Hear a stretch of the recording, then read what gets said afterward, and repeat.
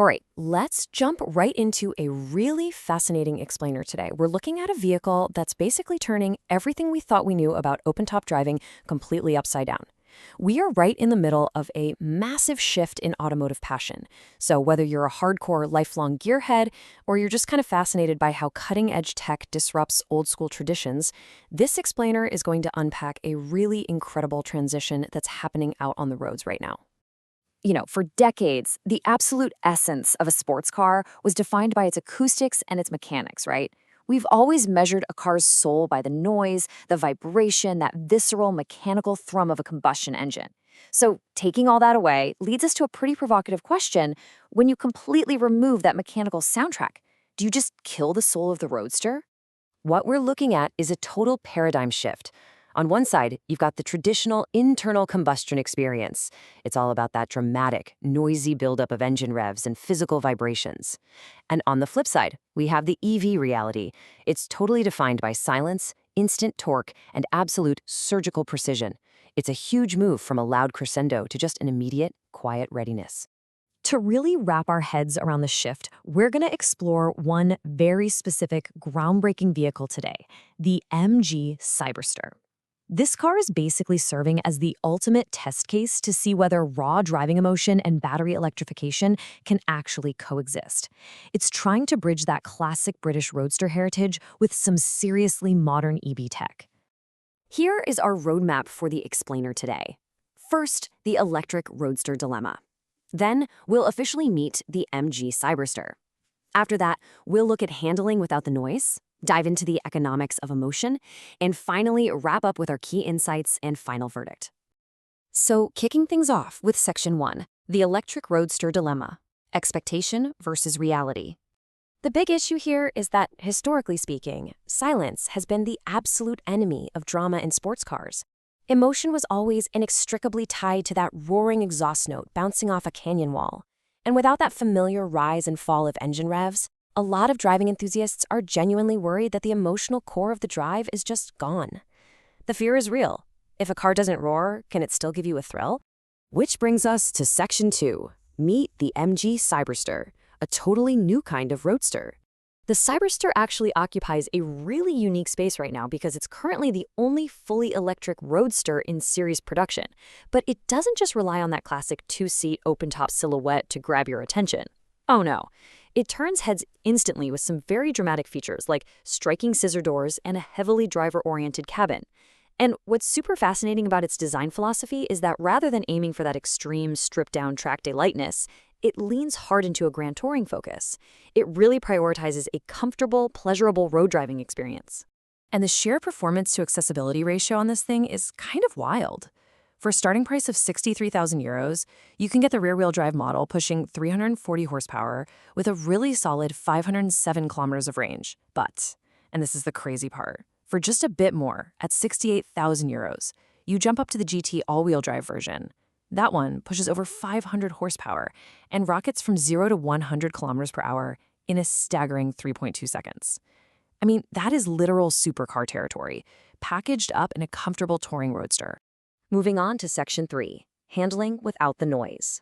Building a totally different kind of connection.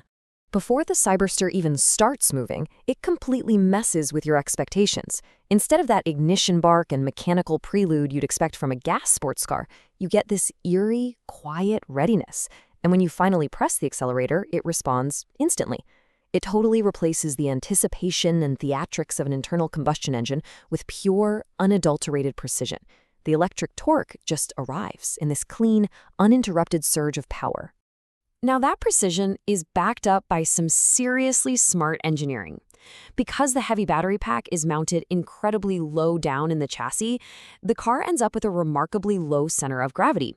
This translates to a super-planted, stable, and composed feel when you're throwing it through twists and turns.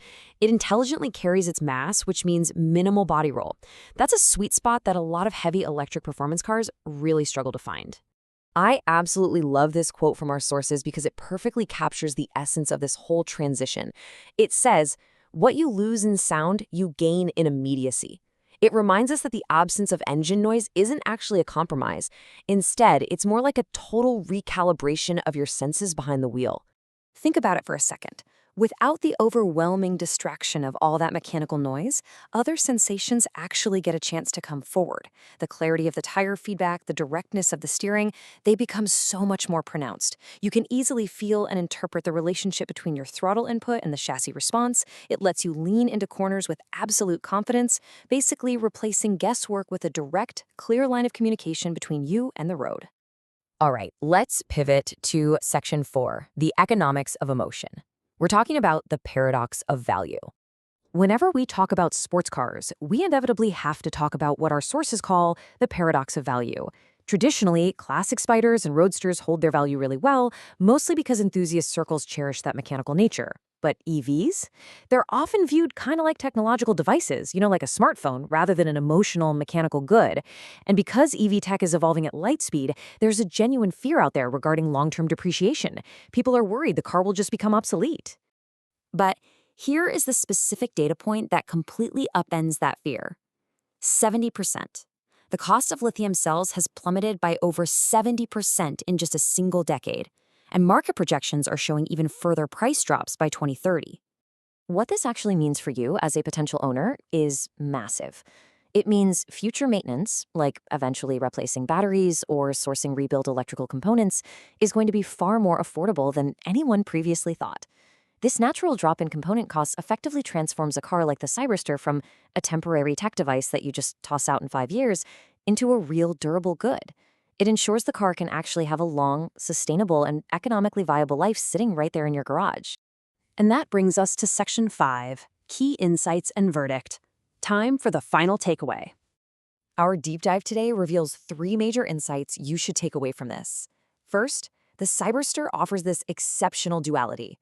The lack of engine vibration makes it incredibly calm and relaxing in urban stop-and-go traffic, but it's still thrillingly engaging on open, winding roads. Second, it completely redefines what it means to be a driver-focused car, prioritizing immediate precision and chassis feedback over sheer acoustic theatrics. And third, its long-term economic viability is actually improving every day as EV battery and component costs continue to drop. So we're going to leave you with this final lingering thought. Is this the end of automotive nostalgia, or is it actually the beginning of a completely new kind of connection between driver and machine? The MG Cyberster might not satisfy the most hardcore traditional purists who demand exhaust noise, but it absolutely opens a thrilling new chapter for those willing to reconsider what makes a sports car truly compelling. It doesn't erase the emotion, guys. It just redistributes it. I want to give a massive thank you to all of you for tuning in today. Taking the time to explore these really complex paradigm shifts in automotive engineering with us is exactly what makes this community so great. Hopefully, these key insights have given you some really useful info and a fresh perspective on the future of driving. So keep questioning, keep learning, and definitely stay curious. We will see you in the next explainer.